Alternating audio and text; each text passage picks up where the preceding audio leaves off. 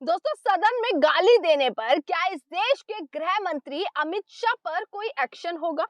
दोस्तों, सोच कर देखिए, अमित शाह ने कल सदन में 90 मिनट का भाषण दिया और उस भाषण पर भाजपाई और पूरी एनडीए सरकार इतनी उछलती हुई नजर आ रही है, इतना फक्र महसूस कर रही है कि देखिए हमारे गृह मंत्री ने विपक्ष को कैसा मुंह तोड़ जवाब दिया है। हमारे देश के गृह मंत्री ने विपक्ष को वॉकआउट करा दिया है। इस चीज पर तमाम भाजपाई और अंधभक्त अभी उछलते हुए नजर आ रहे हैं। पर दोस्तों, इस देश के गृह मंत्री ने जिस तरीके से और जिस भाषा का इस्तेमाल जो है वो सदन में किया है, संसद में जिस भाषा का इस्तेमाल किया है और उस भाषा को किस तरीके से ओम बिरला सुनते हुए आराम से नजर आ रहे हैं, क्या उस पर कोई एक्शन होगा? और सोच कर देखिए, अगर यही भाषा विपक्ष का कोई नेता, मैं कहती हूँ चलिए राहुल गांधी को ही ले लीजिए, अगर गलती से राहुल गांधी के जुबान से एक गाली निकल जाती, ये अपशब्द निकल जाते, या कहूं भाजपाइयों की भाषा में जो किरण रिजिजू कह रहे हैं कि जुबान फिसल गई है, गलती से बोल दिया है, तो अब तक तो शायद पूरी की पूरी सरकार बैठकर हंगामा मचा चुकी होती। अब तक अंधभक्त ट्वीट पर ट्वीट कर चुके होते, पूरा बीजेपी आईटी सेल विपक्ष के पीछे राहुल गांधी के पीछे पड़ चुका होता, यहाँ तक कि लोकसभा स्पीकर ओम बिरला सदन में ही हंगामा मचाना शुरू कर देते। पर दोस्तों, ऐसा नहीं हुआ, क्योंकि केस है गृह मंत्री का, क्योंकि अपशब्द निकले हैं गृह मंत्री के मुंह से। और एक बार नहीं दोस्तों, 90 मिनट के भाषण में गृह मंत्री अमित शाह ने एक मौका नहीं छोड़ा विपक्ष को नीचा दिखाने का। कभी गाली उनके मुंह से निकलती हुई नजर आई, जिस पर आज जो है किरण रिजिजू ये बोलते हुए नजर आ रहे हैं कि गलती से ये चीज निकल गई है, गलती से जुबान फिसल गई है और इसको जो है संसद से, अब जो पूरा भाषण है उससे हटा दिया जाएगा।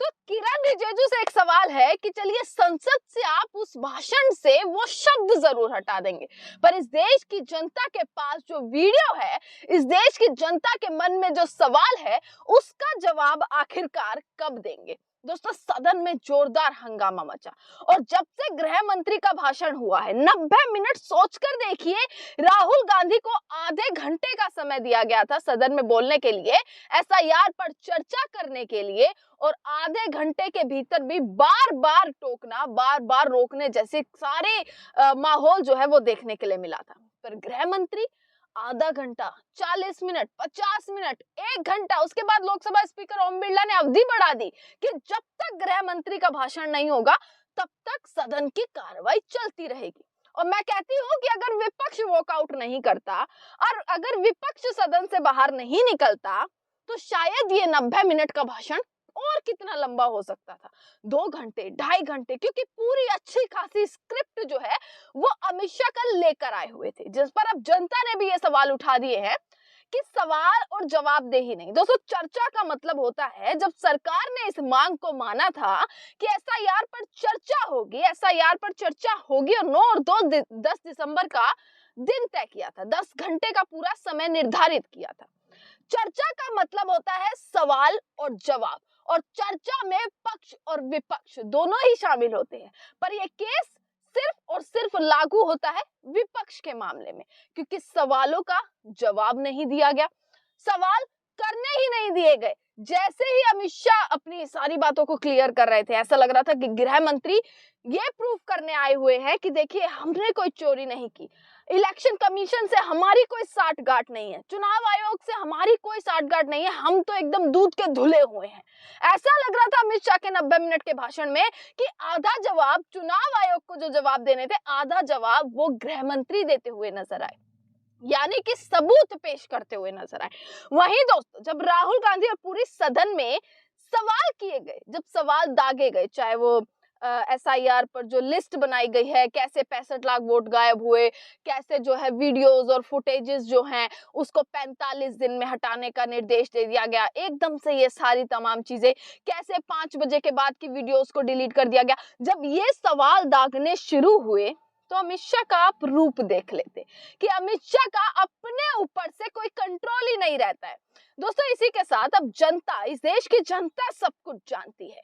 अमित शाह या भाजपा या अंधभक्त कितना भी ये कहने की कोशिश कर ले कि विपक्ष वॉकआउट कर गया या विपक्ष ने हार मान ली या विपक्ष डर गया, परंतु सच तो ये है कि इस देश की जनता सब कुछ जानती है। जनता ने दोस्तों मुंह तोड़ जवाब दिया है और क्या यही जनता अब इस चीज पर मजबूर कर देगी कि अमित शाह पर कोई ना कोई एक्शन होना चाहिए।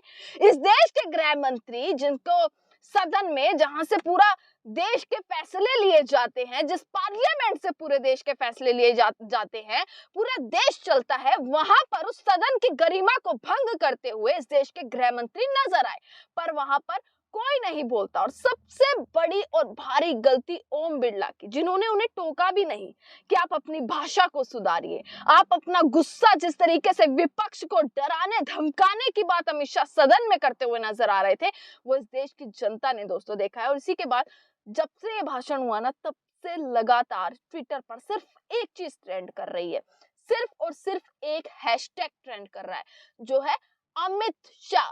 देश की जनता ने अब फटकार लगानी शुरू कर दी है। 2-4 ट्वीट में आपको पढ़कर बता देती हूँ कि आखिरकार क्या इस देश की जनता ने लिखा है। क्या अब लोग लिखते हुए नजर आ रहे हैं, जहां एक तरफ सरकार में बैठे लोग और अंधभक्त उछल रहे हैं कि देखिए अमित शाह ने कितना बढ़िया भाषण दिया है, देखिए हमने क्या कर दिखाया।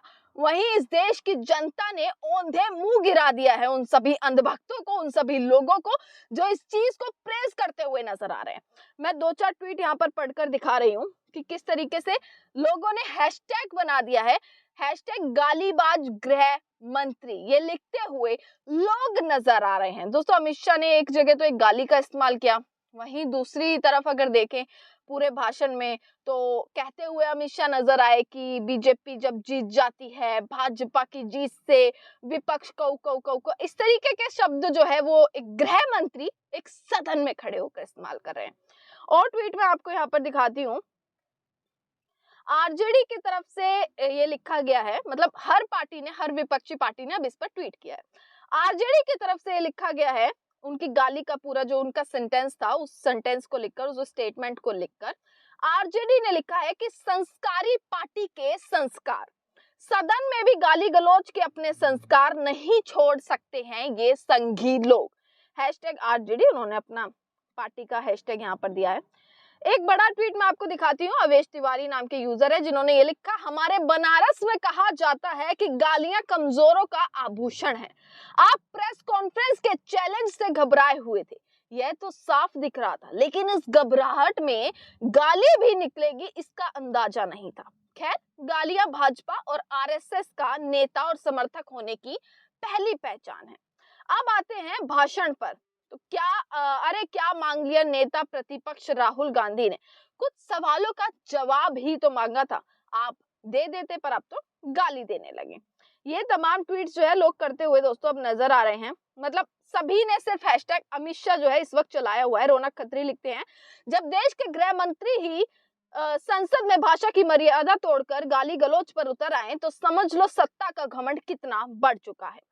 सदन बहस के लिए होता है, बदजुबानी के लिए नहीं। देश ये सब देख रहा है और जवाब भी देगा, ये लिखते हुए लोग नजर आए। राहुल गांधी ने भी इस चीज पर ट्वीट किया है कि अमित शाह का संसद में साला कहना वोट चोरी को लेकर उनकी घबराहट और बेईमानी को बेनकाब करता है।